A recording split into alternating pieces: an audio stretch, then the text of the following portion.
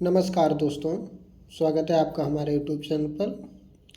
अगर आप हम चैनल पर नए आए हैं तो प्लीज़ चैनल को सब्सक्राइब कर लीजिए और अपने दोस्तों को शेयर कर दीजिए। दोस्तों, इस डिक्टेशन की पीडीएफ अगर आपको चाहिए तो टेलीग्राम चैनल ज्वाइन कीजिए, जिसका लिंक मैं डिस्क्रिप्शन बॉक्स में दे दूँगा।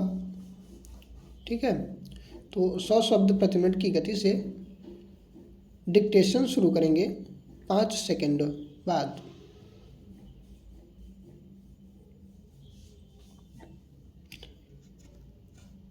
स्टार्ट।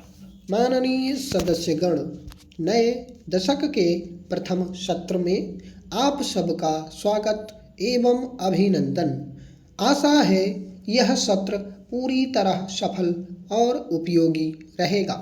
बादल फटने की विनाशकारी घटना से प्रभावित लद्दाख की जनता के प्रति हमारी गहरी संवेदना है। इस घटना के परिणाम स्वरूप अप्रत्याशित जान माल की हानि हुई। मेरी सरकार ने प्रभावित लोगों के तत्काल राहत और पुनर्वास के लिए कारगर उपाय किए हैं और वह तत्परता के साथ कार्य को पूरा करने के लिए प्रतिबद्ध है। हाल ही में पंडित भीमसेन जोशी के देहावसान के कारण राष्ट्रीय क्षति हुई है। इससे हमारे सांस्कृतिक जीवन में जो सूनापन उत्पन्न हुआ है उसकी भरपाई कर पाना कठिन होगा। पिछले वर्ष अक्टूबर में आयोजित राष्ट्रमंडल खेल पूर्णतः सफल रहे हैं। हमारे खिलाड़ियों ने अप्रत्याशित संख्या में पदक हासिल किए। दिल्ली के नागरिकों ने अनुकरणीय अनुशासन और शिष्टाचार का परिचय दिया। हमें इन उपलब्धियों पर गर्व है। पिछले वर्ष देश कठिनाइयों से गुजरा है। देश में मुद्रास्फीति एक समस्या बनी रही। हमारे देश के कुछ हिस्सों, विशेष रूप से वामपंथी उग्रवाद प्रभावित क्षेत्रों और कश्मीर घाटी में भारी संख्या में हिंसक घटनाएं हुई हैं, जो अस्वीकार्य हैं। कुछ तबकों की यह शिकायत रही है कि गरीबी उन्मूलन कार्यक्रमों के माध्यम से गरीबों को दिया जाने वाला लाभ उन तक पूरी तरह नहीं पहुंच पाया है। वर्ष 2011-12 में मेरी सरकार की सर्वोच्च प्राथमिकताएं इस प्रकार होंगी: मुद्रास्फीति को रोकना और विशेष रूप से बढ़ते खाद्य मूल्यों के प्रभाव से आम जनता को राहत पहुंचाना, सार्वजनिक जीवन में ईमानदारी और सत्यनिष्ठा की कमी के कारण उत्पन्न समस्याओं को प्रमुखता के आधार पर निपटाना, समाज के गरीब, कमजोर और वंचित वर्गों के लिए आर्थिक विकास में उपयुक्त भागीदारी को सुनिश्चित करते हुए आर्थिक विकास की गति को बनाए रखना, आंतरिक और बाह्य सुरक्षा के मामलों में अचूक सतर्कता बनाए रखना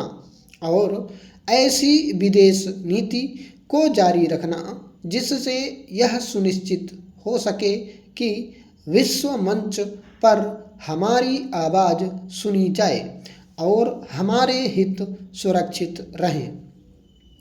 प्रतिकूल वैश्विक वातावरण के बावजूद भारतीय अर्थव्यवस्था तेजी से आगे बढ़ रही है। वैश्विक आर्थिक मंदी से निपटने के लिए हमारी सरकार द्वारा अपनाई गई नीतियां सही सिद्ध हुई हैं। बहरहाल, हमें आत्मसंतुष्ट नहीं होना चाहिए। घरेलू वातावरण को निवेश के लिए और अधिक अनुकूल बनाने की आवश्यकता है। सार्वजनिक व निजी निवेश तथा घरेलू व विदेशी निवेश, विशेष रूप से विदेशी प्रत्यक्ष निवेश को प्रोत्साहित किया जाना चाहिए। हमें व्यापक स्तर पर आर्थिक सुधारों की गति को बनाए रखना होगा। मेरी सरकार आम आदमी पर प्रतिकूल प्रभाव डालने वाली है और आर्थिक वृद्धि की रफ्तार को चुनौती देने वाली मुद्रास्फीति से अत्यधिक चिंतित है।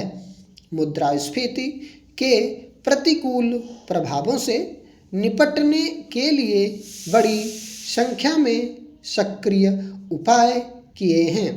महत्वपूर्ण वस्तुओं की आपूर्ति में आने वाली बाधाओं को दूर करने के लिए आयात व्यवस्था को उदार बनाया गया है। खाद्य तेल और दाल जैसे पदार्थों के निर्यात पर प्रतिबंध लगाया गया है। सार्वजनिक वितरण प्रणाली के माध्यम से रियायती मूल्यों पर दालों की आपूर्ति की जा रही है। सार्वजनिक क्षेत्र की इकाइयों को निर्देश दिए गए हैं कि वे उपभोक्ताओं को सब्जियां उपलब्ध करवाने के लिए और अधिक खुदरा बिक्री केंद्र स्थापित करें। सार्वजनिक वितरण प्रणाली के लिए चावल और गेहूं के निर्गम मूल्यों में पिछले 8 वर्षों से वृद्धि नहीं की गई है। इन उपायों के परिणाम सामने आ रहे हैं।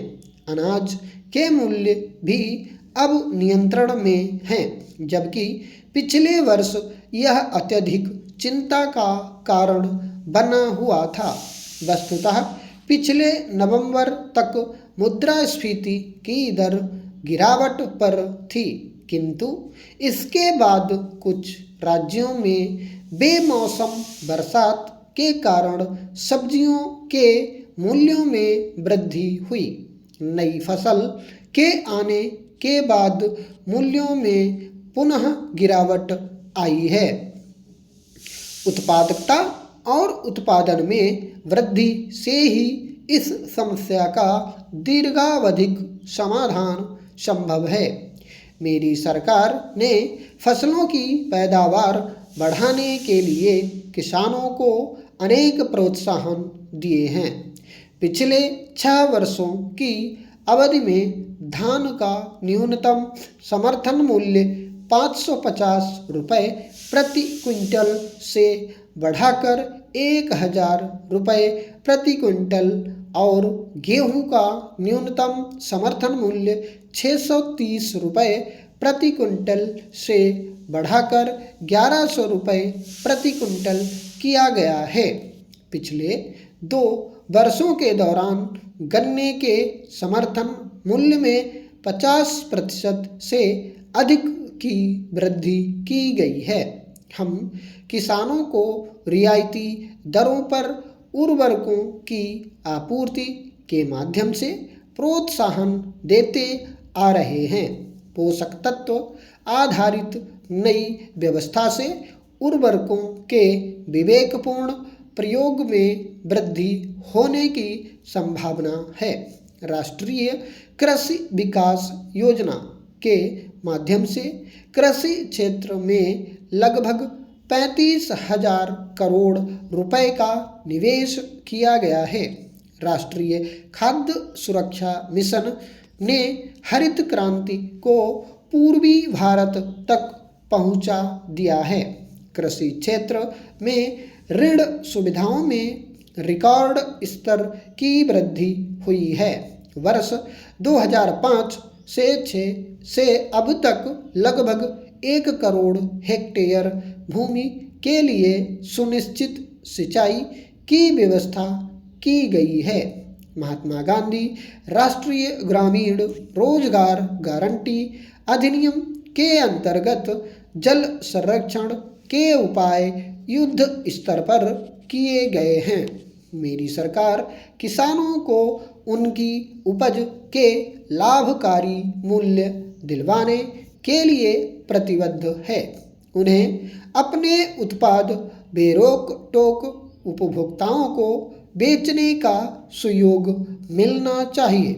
इसे सुनिश्चित करने के लिए उठाए जाने वाले आवश्यक कदम अधिकांशतः राज्यों के क्षेत्राधिकार में आते हैं। इस दिशा में निवेश बढ़ाने और राज्यों को उपयुक्त प्रोत्साहन देने के लिए ठोस कदम उठाए जाएंगे। मैंने खाद्य सुरक्षा कानून लाने की सरकार की प्रतिबद्धता के बारे में घोषणा की थी। स्टॉप।